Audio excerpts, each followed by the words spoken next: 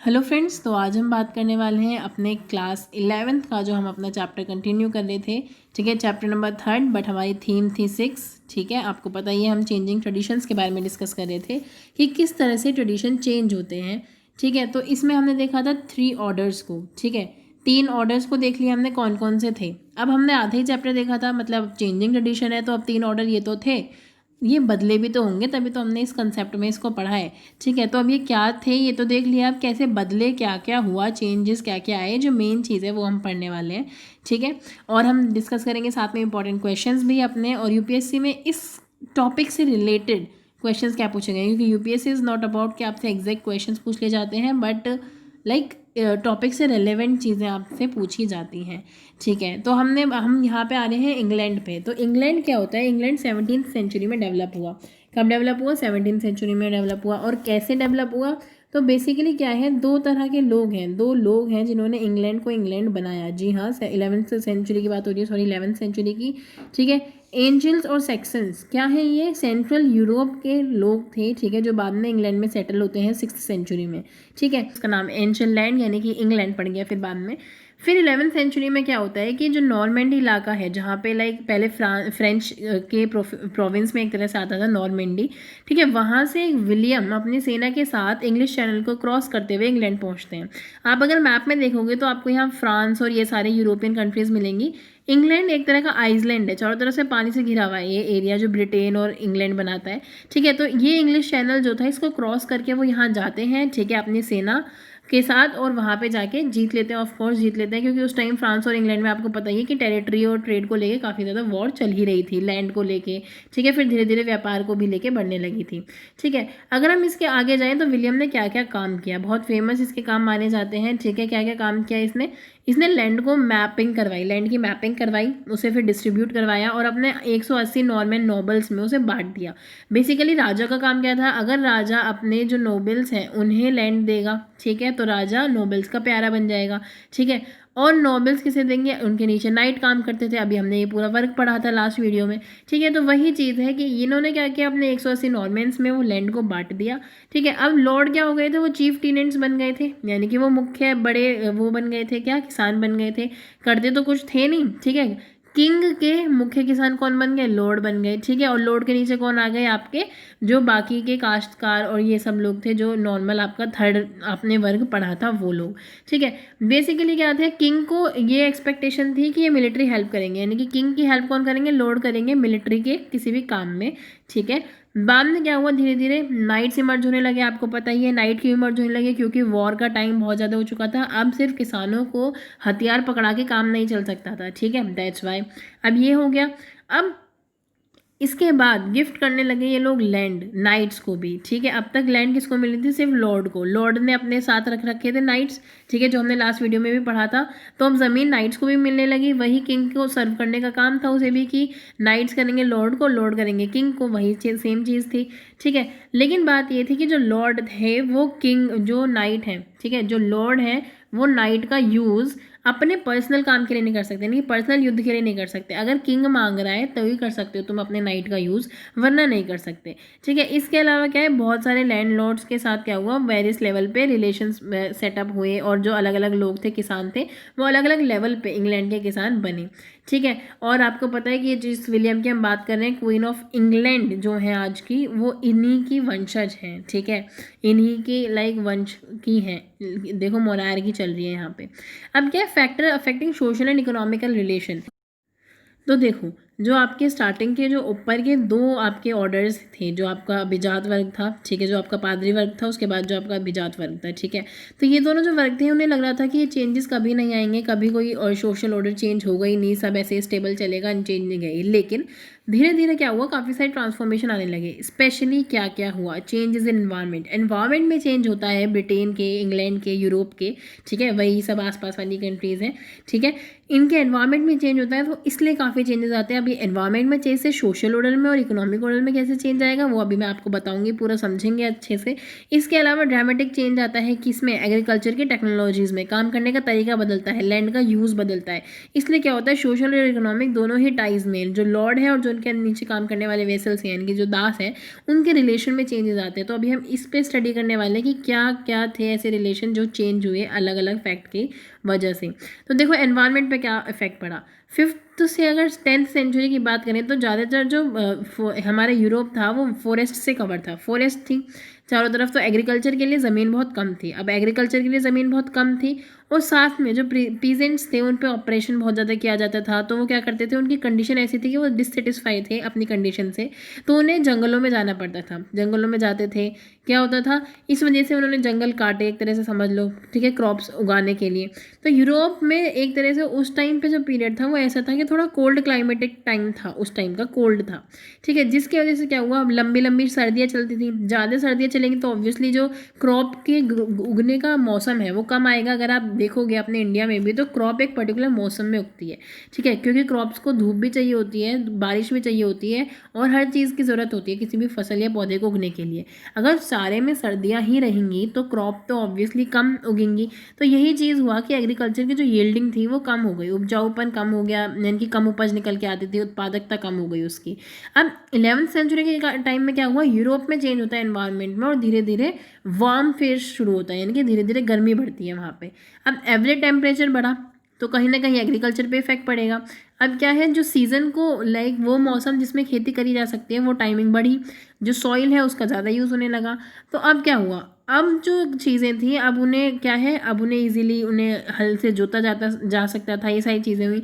तो environmental historians जो है वो ये कहते हैं कि यहाँ से एक सिग्निफिकेंट क्या चीज़ होती है कि बहुत सारे जो फॉरेस्ट पार्ट हैं, फॉरेस्ट लाइन है, उन सब पे कल्टीवेशन होता है, ठीक है। इससे एक्सपेंशन होता है, किसका एक्सपेंड होता है, आपका जो आपका कल्टीवेशन का, जितनी भी कल्टीवेशन होती थी, उपजाऊपन होता था, ठीक है, ये सारी चीज़ें होती है। कृषि भूमि का एक तरह से विस्तार होता है आपका, ठीक है। तो पहले क्या था, ठंडा मौसम था, अब क्या हुआ, गर्म हो गया। ठंडा था तो कम उपजाऊपन था, ठीक है, और गर्म था तो ज़्यादा उत्पादकता ज़्यादा हो गई। अब हम लैंड यूज़ की बात करते हैं, कैसे लैंड का यूज़ किया जाता था।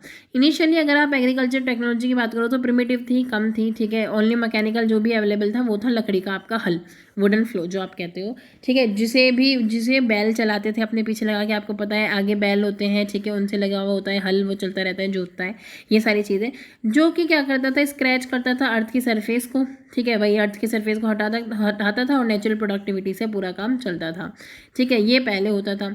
इससे क्या होता था, एग्रीकल्चर में लेबर इंटेंसिव होती थी, यानी कि लेबर की ज़्यादा ज़रूरत होती थी, फील्ड्स को मतलब कई बार हाथों से भी खोदना पड़ जाता था, ठीक है, 4 सालों में एक बार तो हाथों से खोदना ही पड़ता था, जिसके लिए बहुत ज़्यादा मैनुअल लेबर की ज़रूरत होती थी। साथ में क्या हुआ, इनफेक्टिव मेथड्स है क्रॉप रोटेशन के। क्रॉप रोटेशन क्यों करी जाती है, जिससे हमें एक साथ ज़्यादा क्रॉप्स उगाने को मिले, ठीक है, ज़्यादा वो फ़ायदा हो सके।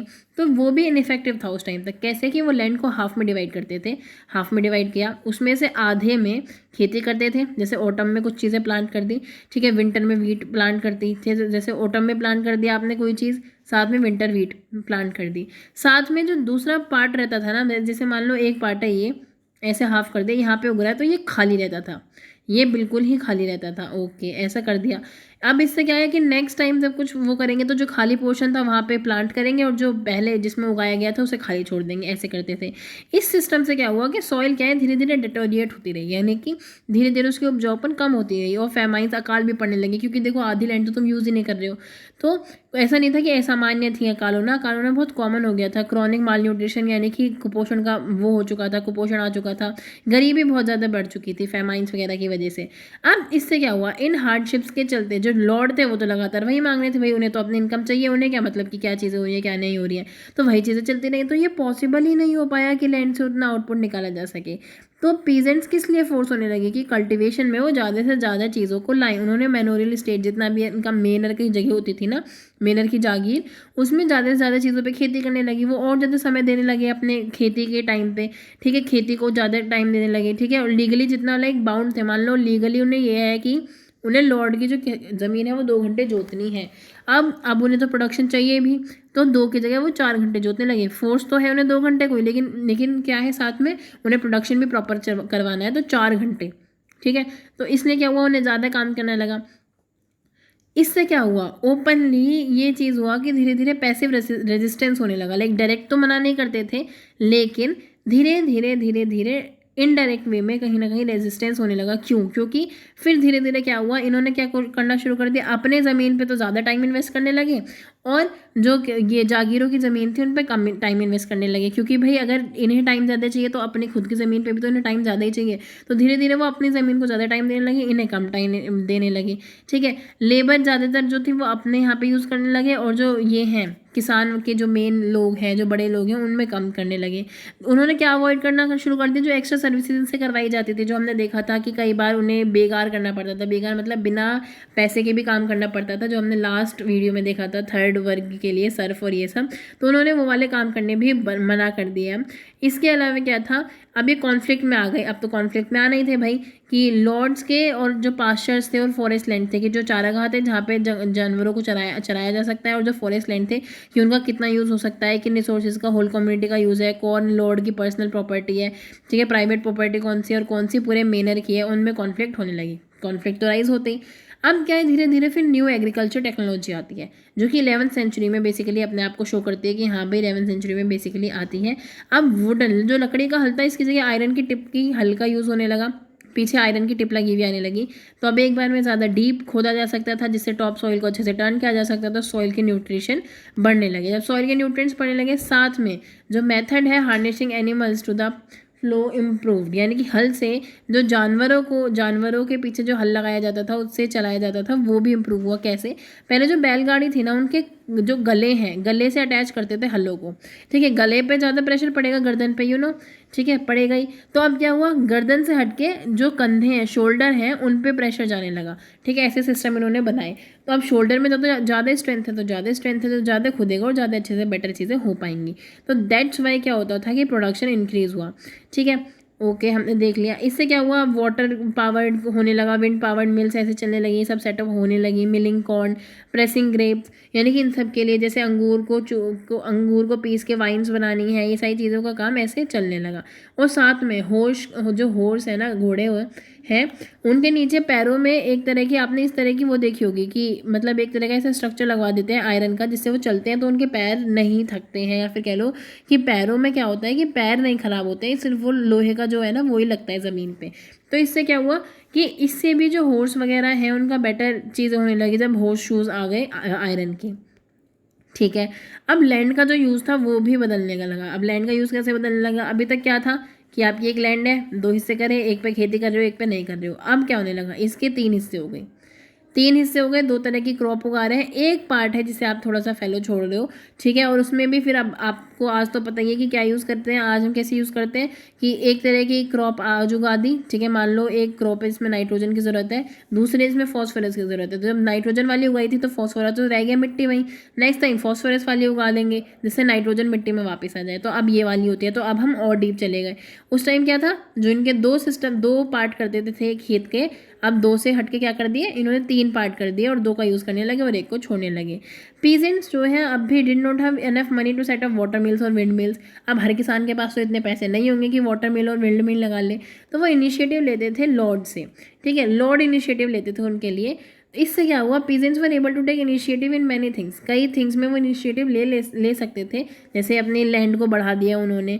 ठीक है, कई बार वो क्या हुआ, वो 3 फील्ड रोटेशन क्रॉप पे आ गए, वो मैं बता चुकी हूँ आपको। उन्होंने अपने स्मॉल धीरे धीरे क्या हुए, स्मिथ वगैरह खोलने लगे, इनके छोटे मोटे काम भी करने लगे। आयरन टिप के जो फ्लो थे, यानी कि जो आपके जो कैसे कैसे काम अब इमर्ज होने लगे, ये दिखा रहे हैं आपको कि किस तरह से जब लोहे के जो हल है उनका यूज़ होने लगा, तो क्या हुआ कि जो लोहे के हल को ठीक करने वाले काम है वो होने लगे। जो हॉर्स शूज़ हैं, ठीक है, जो घोड़े के उसमें नाल लगी हुई है, जो नीचे जो पैर में वो पहनते हैं शूज़ वगैरह, उन्हें रिपेयर करने के लिए जॉब वगैरह लगने लगी, यानी कि लोग इस तरह के काम करने लगे। अब 11th सेंचुरी में क्या हुआ, जो पर्सनल बॉन्ड था फ्यूडलिज्म वाला, वो वीक होने लगा। Personal bond in the sense कि जो आपके पीजेंट्स हैं वो बेसिकली सिर्फ और सिर्फ जो लॉर्ड है उन पर डिपेंड है। ठीक है, जो सर्फ वाली कम्युनिटी है वो पूरा अभिजात वर्ग पर डिपेंड है। तो वो रिलेशन धीरे धीरे वीक होने लगा। इकोनॉमिक ट्रांजेक्शन आने लगे थे, क्योंकि जैसे ये ट्रांजेक्शन आए, जो मनी बेस्ड चीज़ें थी वो ज़्यादा होने लगी। पहले क्या थी, चीज़ों के बेस पे चीज़ें थी। मान लो कि अगर सिक्योरिटी चाहिए तो उन्हें अनाज दो, वो बदले में सिक्योरिटी देंगे। अब क्या हुआ, मनी माइंडेड लोग हो गए। अब मनी चाहिए, मनी बेस्ड सारी चीज़ हो गई। तो आपने काम करा, आपको मनी मिली। ठीक है, अगर किसी को आपकी हेल्प करनी है तो वो आपको मनी देगा। तो मनी बेस्ड हो गया, तो कोई किसी पे किसी सामान के लिए, किसी पर्टिकुलर सर्विस के लिए बाउंड नहीं रहा। पैसे दो और जब आपका काम है तब करवाओ, काम करवाना है तो पैसे दो, कुछ और है तो पैसे दो। पहले क्या होता था कि भाई पैसे वगैरह कुछ तो देने नहीं है कि तुम मेरे यहाँ काम करने आ जाओ तभी मैं तुम्हें 2 बोरा कुछ अनाज का या कुछ और सामान दूंगा या कोयला दूंगा या लकड़ी दूंगा या कुछ दूंगा, ठीक है। तो इसलिए ज़्यादा डिपेंडेंसी दिया, पैसों की डिपेंडेंसी तो है नहीं, पैसे दे दो, हम कभी मेरा मन है मैं बाद में यूज़ करूँगी, ठीक है। तो इसलिए क्या है, increase in use of money, जैसे मनी का इंक्रीज शुरू हुआ तो धीरे धीरे प्राइजेस पे इन्फ्लुएंस आने लगा, जो क्या है which became higher in times of poor harvest. अगर मान लो कि फसल की उपज कम हुई है, यानी कि खेती कम है, फसल कम है, अनाज कम है मार्केट में, तो ऑब्वियसली प्राइस बढ़ जाएंगे, प्राइस बढ़ जाएंगे तो क्या होगा कि जो गरीब लोग हैं उन्हें प्राइस मतलब खाना वाना नहीं मिलेगा। तो ऐसे एग्रीकल्चर प्राइस जो है देखो 12,270 से लेके 1320 तक के बीच में देखो डबल हो गए प्राइस। मान लो यहाँ पे इस टाइम कोई चीज़ 5 रुपये की मिलती तो यहाँ 10 की मिलने लगी, और यहाँ 100 की तो यहाँ 200 की मिलने लगी। तो एक तरह से ये बता रहे हैं कि किस तरह से प्राइस इन्फ्लुएंस हुए पूरी तरह। अब क्या है, अब धीरे धीरे फोर्थ टाउन इमर्ज होने लगा। अब ये फोर्थ टाउन क्या था, अब ये फोर्थ टाउन ये है, ये समझ लो कि ये पूरे ब्राह्मणिकल सिस्टम में आ गए थे, जो मैंने आपको स्टार्टिंग में बताया था फर्स्ट वीडियो के कि 3 ऑर्डर हैं इनके, ठीक है। जो आपका प्रिस्ट वाला है पादरी वर्ग, फिर अभिजात वर्ग जो आपका, ठीक है, जो आपके रिकिंग वगैरह हैं, और फिर आपके जो आपका क्या है किसान वगैरह। और अगर हम इंडियन में ब्राह्मणिकल ग्रुप्स में देखें तो 4 ग्रुप्स होते हैं, ठीक है। आपका ब्राह्मण, क्षत्रिय, वैश्य और शूद्र।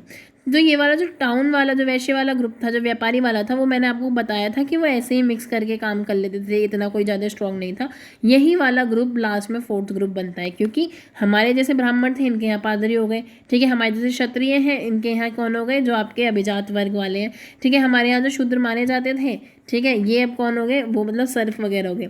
ऑब्वियसली ब्राह्मणिकल के ये जो डिवीज़न है आप उन्हें सही नहीं मानते हो, सही है भी नहीं वो, क्योंकि कोई ऊपर नीचे नहीं होता है, वो तो अब नहीं माना जाता है। बट हाँ, उस टाइम जो सोसाइटी में ये प्रिविलेज था, उस टाइम की बात कर रही हूँ मैं, ठीक है, कि आप ऐसे समझ सकते हो। अब न्यू टाउन और टाउन पीपल में क्या हुआ, जैसे ही एग्रीकल्चर बढ़ा, ठीक है, लेकिन ये हर जगह लाइक ये था कि रिलेटेड था हर चीज़ से, accompanied by the growth in 3 related areas. 3 और जगह पे क्या हुआ, इंक्रीज हुआ, पॉपुलेशन बढ़ा, ठीक है, ट्रेड बढ़ा और टाउन्स भी बढ़े। जी हाँ, पॉपुलेशन बढ़ी। जब एग्रीकल्चर बढ़ेगी तो ऑब्वियसली लोग खाने की जो उपज है, न्यूट्रिशन वगैरह अच्छा है, मरेंगे कम लोग, माल न्यूट्रिशन कम होगा तो पॉपुलेशन बढ़ेगी, ठीक है।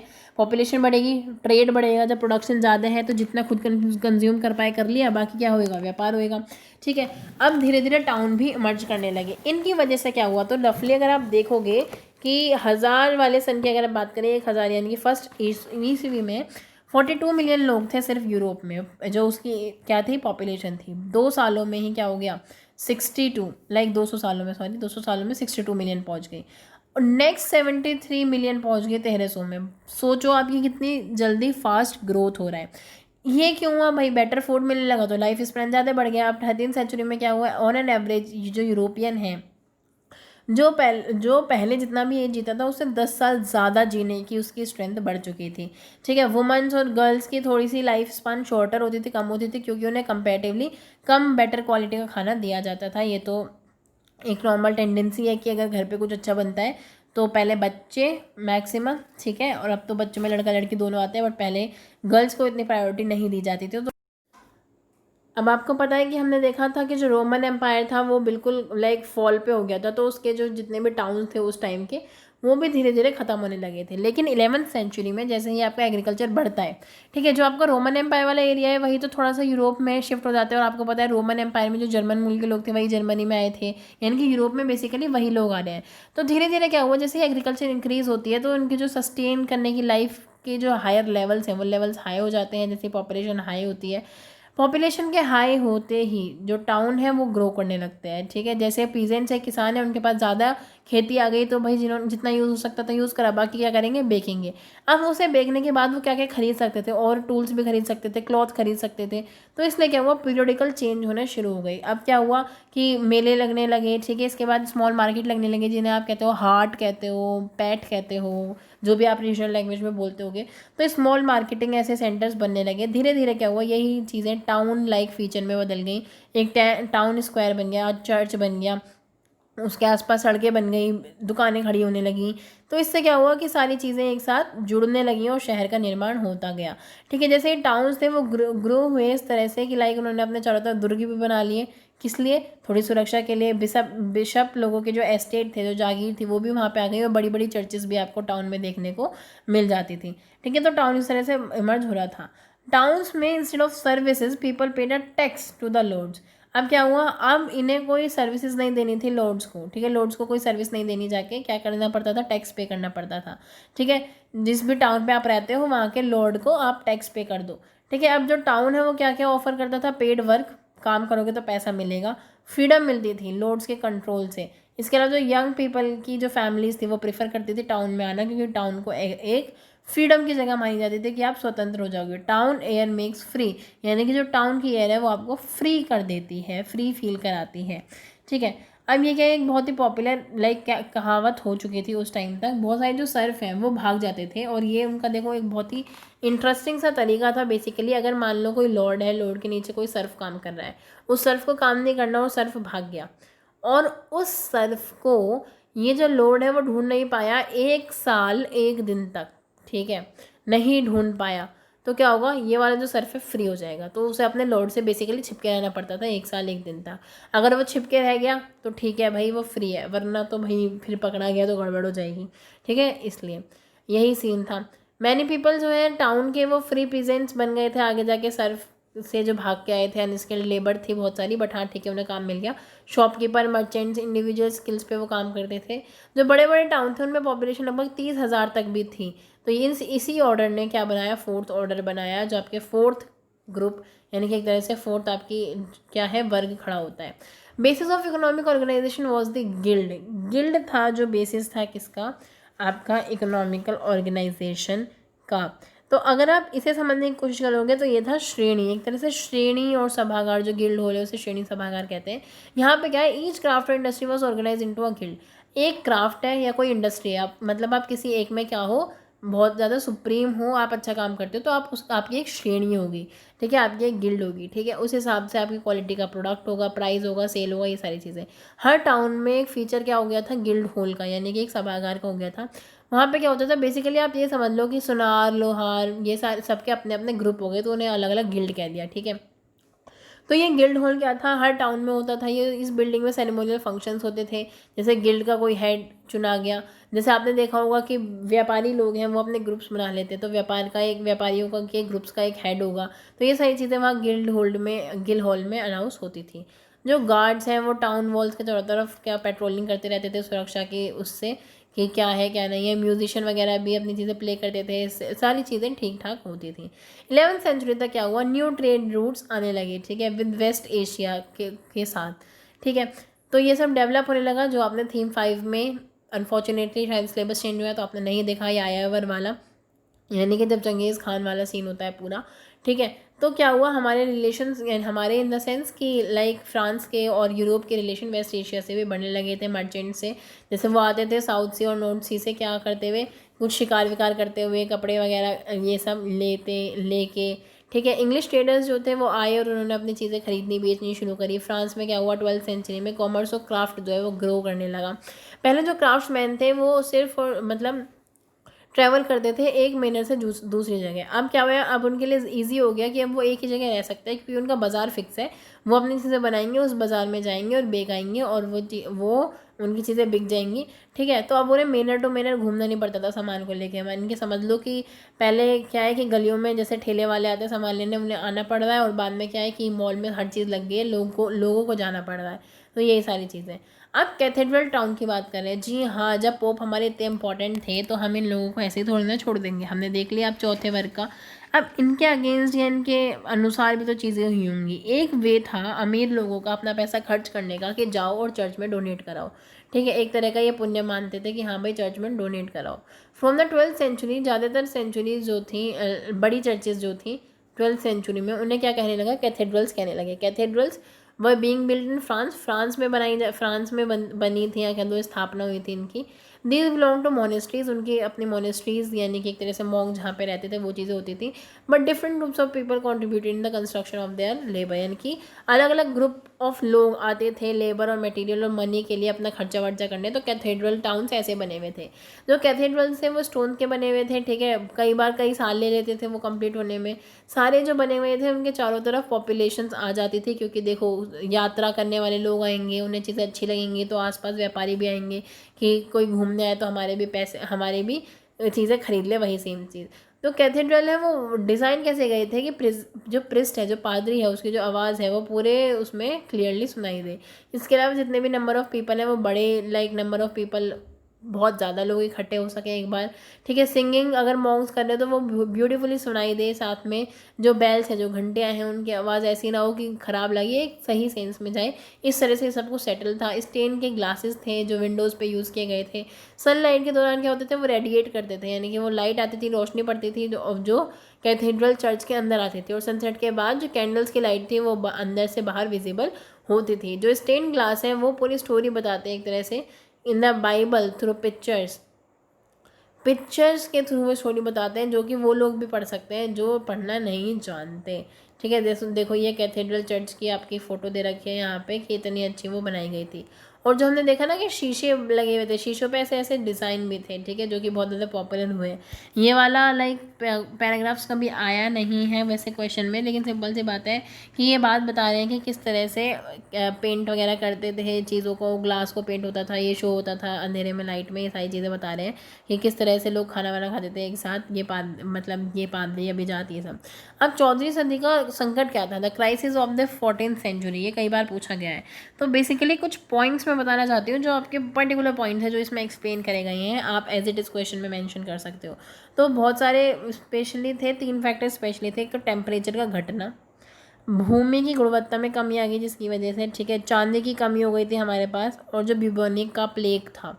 ये प्रॉब्लम्स कुछ ऐसी थी जिन्होंने बहुत ज़्यादा दिक्कतें करी। और ये प्लेग कहाँ से आई, चूहे की उससे आई, आम लोग ज़्यादा मरी, ठीक है, मज़दूरों की संख्या भी कम हो गई। ये सारी चीज़ें अभी हम पढ़ेंगे डीपली। मैंने आपको ये पॉइंट्स बता दिए कि बेसिकली इन पे। तो नॉर्दर्न यूरोप की अगर हम बात करें तो 13th सेंचुरी में क्या था, the warm summer of the previous 300 साल। अभी हमने देखा कि पहले विंटर्स थी, फिर हमने देखा कि क्या आ गई, फिर समर्स आ गई कि थोड़ा गर्म होने लगा। फिर जो 300 साल से गर्म चीज़ें चल रही थी वो एकदम से ठंडे होने शुरू हो गए, बिटरली कोल्ड समर हो गया। जब ऐसा हुआ तो ग्रोइंग क्रॉप अगेन रिड्यूस हो गई, डिफ़िकल्टीज हो गई क्रॉप्स को लेके, ठीक है। अब ये क्या हुआ, सारी चीज़ें एक तरह से डिस्ट्रॉय होने लगी। जो फार्मर्स का काम था, जो टैक्स वगैरह थे, टैक्स वगैरह क्या थे, which result in less income in the tax for the government. अब क्या हुआ कि क्रॉप कम है, कमाई कम है, तो गवर्नमेंट को टैक्स कम जाएगा, ये सारी चीज़ें हुई और दिक्कतें आना शुरू हो गई। अब फेवरेबल क्लाइमेट कंडीशन नहीं थी तो लार्ज स्केल में दिक्कतें आई, किसमें, एग्रीकल्चर में, कुछ भी चीज़ उगाने में, फॉरेस्ट में, ये सारी चीज़ें। अब क्या हुआ कि इतनी जो नुकसान था वो इस वजह से नहीं हुआ था जो 3-fold रोटेशन वो कर रहे थे, लेकिन अब जो सॉइल का जितना एग्जॉस्ट कर रहे थे सॉइल को, उससे बहुत ही ज़्यादा दिक्कत आने लगी। अब शॉर्टेज पड़ने लगी किसकी, चारागाहों की। चारागाह पॉस्ट्रेज यानी कि जहाँ पे जानवरों को चराया जाता है, उनकी नंबर ऑफ़ कैटल्स कम हो गए, ठीक है। और वहाँ पे क्या हुआ, रिसोर्सेज कम हो गए, अकाल वगैरह पड़ गया, तो बहुत सारे जानवर मारे गए। लगभग 1315 मतलब 1315 1317, ठीक है, और 1320 में बहुत सारे जानवर मारे गए थे लगातार, बहुत बड़ी बड़ी स्ट्रेंथ में, ठीक है। अगर हम इसके अलावा देखें तो क्या है, in addition trade was hit by a several shortage of metal money. अब क्या हुआ, मेटल मनी में कमी आ गई एकदम से। पहले क्या हुआ, चांदी के सिक्के बनाए जाते थे, ये सारी चीज़ें होती थी। धीरे धीरे क्या हुआ, सिल्वर माइंस ऑस्ट्रिया और सर्बिया में है, ठीक है, जो यूरोप के अंडर थी, ऑस्ट्रिया और सर्बिया। अगर हम मैप में देखें तो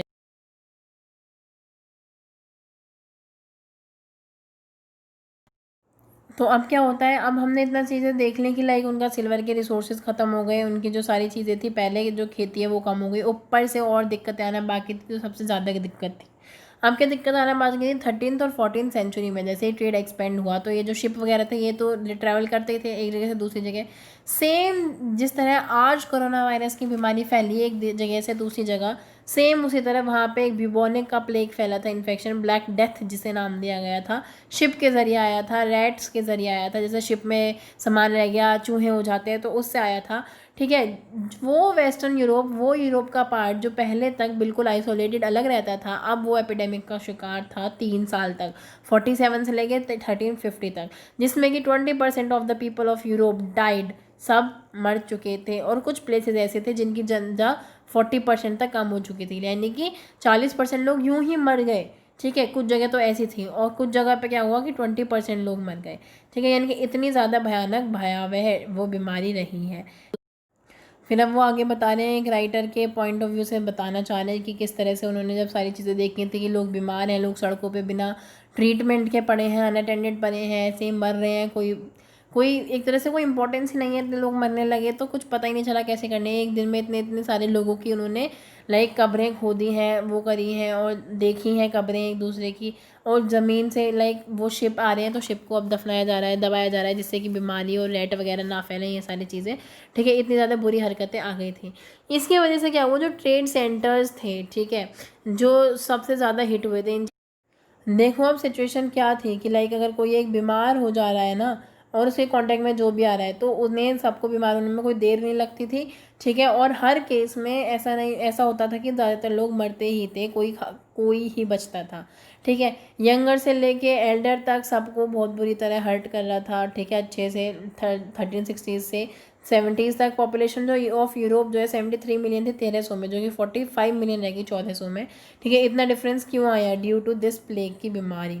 ठीक है, अब क्या है, this catastrophe fair combine with the economical crisis. अब ये सारी जो चीज़ें थी वो इकोनॉमिकल क्राइसिस के साथ लिंक हो गई। ठीक है, जिसकी वजह से सोशल डिसलोकेशन हो गया, बिल्कुल सोसाइटी का स्ट्रक्चर ही नहीं पता क्या है, जो लेबर है उसमें शॉर्टेज आ गई। ठीक है, जो सीरियस इम्बैलेंस क्रिएट हुआ था एग्रीकल्चर में और मैन्युफैक्चर में। ठीक है, इन सब की वजह से ये एक तरह से क्या है, पीपल अब इन दोनों में इक्वली एंगेज होने लगे। जो प्राइजेस हैं एग्रीकल्चर गुड्स के वो ड्रॉप होने लगे as there were fewer people to buy. अब कम लोग खरीदने वाले हो गए तो पैसे क्या होंगे, पैसे और ज़्यादा गिर जाएंगे, डिमांड ही नहीं है क्योंकि, तो प्राइस क्यों बढ़ेंगे। ठीक है, जो वेज रेट है वो इंक्रीज हो जाएंगे क्योंकि लेबर ही कम है काम करने के लिए, तो वेजेस तो आप ज़्यादा दोगे तभी लोग काम करेंगे। ठीक है, ज़्यादातर खासकर एग्रीकल्चर लेबर में। इसके अलावा अगर आप इंग्लैंड में बात करो तो 250% तक लेबर के प्राइसेस बढ़ चुके थे ब्लैक डेथ के बाद, क्योंकि लेबर ही लोगों के पास नहीं बची थी। ठीक है, अब लेबर जो लोग थे वो भी ट्वाइस यानी कि दुगना दुगना अपना डिमांड कर रहे थे जितने थे उनके पैसे उससे। अब सोशल अनरेस्ट की सिचुएशन आ गई, सामाजिक असंतोष आ गया। अब क्या है ना, इनकम ऑफ जो लॉर्ड की इनकम है वो धीरे धीरे गिरी, वो तो गिरेगी भाई, अब जब उनके अंडर कोई आ ही नहीं रहा।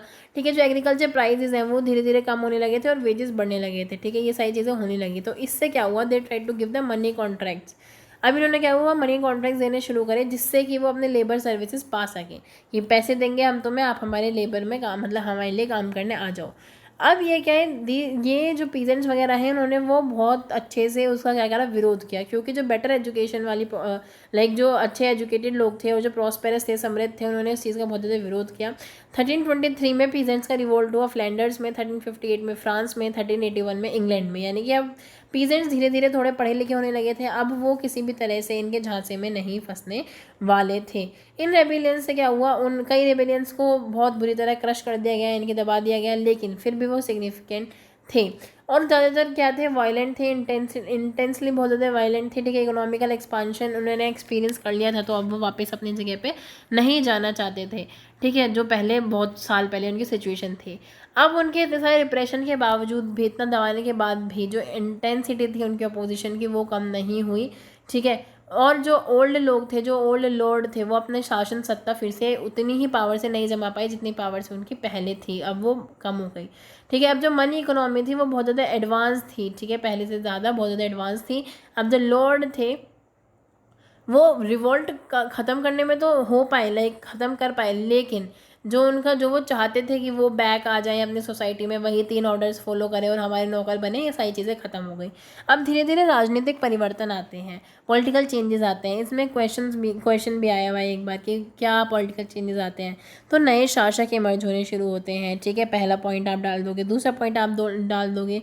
ठीक है, पहला आ गया आपका कि नए राजा आते हैं, दूसरा आपका पॉइंट आ जाएगा कि लाइक बंदूकों वगैरह का और बड़ी पावर्स का यूज़ होने लगता है पॉलिटिकल पावर में। उसके अलावा लुई जो आपके 11 हैं उनकी वैल्यू बहुत ज़्यादा है कि क्या चेंजेस आए। लुई 16 की जो शायद 13 की, लुई 13 की जो वैल्यू है वो बताती है, उनकी इंपॉर्टेंस है काफ़ी। ठीक है, नॉर्मन विजय क्या है, और फिर पार्लियामेंट कैसे आता है, और फिर एक तरह से कैसे गणतंत्र या फिर मोनार्की स्थापित होती है, ये हम देखेंगे क्या क्या है पॉलिटिकल चेंजेस, हमारा लास्ट टॉपिक है। तो देखो क्या हो रहा है यहाँ पे, अब जो डेवलपमेंट है पॉलिटिकल स्फेयर में वो पैरेलल चल रहे हैं सोशल सोसाइटी के साथ। जैसे सोसाइटी बदली धीरे धीरे पॉलिटिकल भी चेंज होगा। 15th और 16th सेंचुरी की बात करें, जो किंग थे वो स्ट्रेंथन थे, मिलिट्री और फाइनेंशियल पावर थे। अब जो उनकी पावर थी वो नए स्टेट में शिफ्ट होती जा रही थी, क्योंकि अब ना वो इकोनॉमिकल चेंजेस बचे ना कुछ बचा, तो वो चीज़ें खत्म होने लगी। इस हिस्टोरियन ने इसलिए इस टाइम को क्या कहा, द न्यू मोनार्क कहा। न्यू मोनार्क यानी कि नए शासक एक तरह से इमर्ज होने लगे। ठीक है, यहाँ पे क्या है, लुई 11 की बात हो रही है फ्रांस में, मैक्स मिलियन आ गए थे ऑस्ट्रिया में, हेनरी 7 आ गई थी इंग्लैंड में, इसेबल आ गए थे फ्रेडिनाद में। ठीक है, स्पेन में ऐसे ही लाइक अलग अलग रूलर्स अलग अलग जगह आने लगे थे, जो अब बिल्कुल इस तरह से नहीं थे कि वही हैं जो हैं।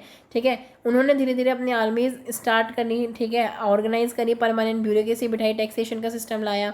ठीक है, स्पेन और पुर्तगाल ने क्या हुआ, एक बहुत इंपॉर्टेंट रोल करा प्ले यूरोप के एक्सपांशन में। किस लिए, समुद्र के दूर दूर तक, वो भी आप थीम 8 में पढ़ने वाले हो। ठीक है, इसके अलावा क्या है, मोस्ट इंपॉर्टेंट रीज़न क्या था इन चीज़ों का, मोनार्की और सोशल चेंजेस का, वो था 12th और 13th सेंचुरी में जो आया कि फ्यूडल सिस्टम अब धीरे धीरे खत्म होने लगा था, कोई दासत्वता नहीं थी, इकोनॉमिक ग्रेस स्लो रेट से चल रही थी। ठीक है, लेकिन किंग को पहले अपॉर्चुनिटी होती थी सारी चीज़ें कंट्रोल करने की, अब वो चीज़ें इतनी पावरफुल नहीं थी, अब किंग इतना पावरफुल नहीं था। ठीक है, अब रूलर्स क्या थे, वो एक सिस्टम देते थे, ठीक है, जिनमें आर्मी रहती थी, ये सारी सब चीज़ें वो प्रोफेशनली इंट्रोड्यूस करते थे। अब प्रोफेशनली उन्होंने क्या क्या लेने लगे, गन्स, बंदूक और सीज आर्टिलरी उनके पास काफ़ी ज़्यादा हो गई थी। अब देखो, अब जब नई मिलिट्री पावर आ गई, बंदूक वगैरह रखने लगे, तो किसी का भी विरोध है वो कब तक टिकता। जो एरिस्टोक्रेसीज अब रेजिस्टेंस कर रहे थे, अब वो चीज़ें किंग की जो बंदूक एंड ऑल है, जो उसकी सैन्य शक्ति है, उसके आगे नहीं टिक पाई। तो अब क्या हुआ, इंक्रीज़ कर दिया गया टैक्स। अब जैसे ही टैक्स इंक्रीज़ हुए, जो मोनार्क थे उनके पास प्रॉपर रेवेन्यू आ रहा था, किस चीज़ के लिए, अब कि वो बड़ी बड़ी आर्मीज रख सकते थे और अलग अलग फ्रंटियर्स पे जाके लड़ सकते थे। था वो बाहर जो युद्ध है वो भी लड़ता था और अंदर के जो प्रेशर थे उन्हें भी दबा रहा था। अब जैसे केंद्रीकृत होती जा रही थी सारी चीज़ें, यानी कि सेंट्रलाइज होती जा रही थी, राजा सब चीज़ लीड कर रहा था। इसका मतलब ये नहीं था कि जो एरिस्टोक्रेट्स थे, यानी कि जो अभिजात वर्ग के लोग थे, वो इसका विरोध नहीं कर रहे थे, विरोध साथ के साथ चल रहा था। अगर हम विरोध की बात करें तो अलग अलग जगह पे विरोध हुआ। ठीक है, क्वेश्चन ऑफ टैक्सेशन को लेके, मोनार्कीज़ को लेके, जैसे इंग्लैंड में देखो कब का हुआ, 1497, 50, 36, 47, 49, 53, इन सब में हुआ। फ्रांस की अगर हम बात करें तो लुइस 11 जो था उसने क्या किया, जो लॉन्ग स्ट्रगल था, जो ड्यूक और प्रिंसेस के खिलाफ लॉन्ग स्ट्रगल करना पड़ा। लाइक जो नोबल्स थे, जो थोड़े छोटे मोटे नोबल्स बचे थे, ठीक है, वो लोग क्या थे, वो किस चीज़ का पार्ट थे, वो पार्ट थे अपनी अपनी लोकल असेंबलीज़ का। ठीक है, किसका पार्ट थे, वो अपनी लोकल असेंबलीज़ का पार्ट थे, जो अपनी चीज़ें बताती थी। ठीक है, जो रिलीजियस का जो दिक्कतें हुई थी, जो रिलीजियस वॉर हुआ था, जो आपने लास्ट टाइम पढ़ा था धर्म युद्ध वाला, ठीक है, 16th सेंचुरी में, वो एक तरह से ये था कि जो रॉयल प्रिविलेजेस हैं, यानी कि जो रॉयलिटी में आपको जो फ़ायदा मिल रहा है, जो आपको सारे गुण वगैरह क्या कहते हैं, आपको सुविधाएं मिल रही है, वर्सेस रीजनल लिबर्टी, कि आपकी जो स्वतंत्रता है रीजन की, उसे मेंटेन करी जाए। ठीक है, वो वास्तव में उस चीज़ का युद्ध था। ठीक है, अगर हम इसके अलावा आगे देखते हैं तो आगे क्या चलता है, आगे चेंजेस होते हैं धीरे धीरे। जो नोबेलिटी है उन्होंने मैनेज कर लिया इस शिफ्ट को, कि पहले तो क्या कर रहे थे, वो दिक्कत कर रहे थे या इनकी क्वेश्चंस कर रहे थे राजा के ऊपर, ये सारी चीज़ें, फिर बाद में क्या करा, उन्होंने अपनी लॉयल्टीज़ को मेंटेन करने के लिए धीरे धीरे उसे सपोर्ट करना शुरू कर दिया, कि धीरे धीरे जो नोबल वगैरह लोग हैं वही मेन स्ट्रीम में आने लगे थे। देखो, जैसे पहले जो लॉर्ड वगैरह थे, फ्यूडल सिस्टम का पार्ट थे, वही ये पॉलिटिकल सीन को डोमिनेट कर लेते, वही परमानेंट पोजीशंस पे आ गए एडमिनिस्ट्रेशन सर्विसेज की। ठीक है, उन्होंने शासन को दूसरी तरीके से देखना शुरू कर दिया। बेसिकली जो पावरफुल थे वही पावरफुल रही। अब होता है, अब वो बात करेंगे जो राजा था। ठीक है, राजा, अब जो आपका पिरामिड है ना, शक्ति का पिरामिड था, उसके जो पहले शिखर पे बैठा हुआ था, अब वो शिखर पे नहीं था।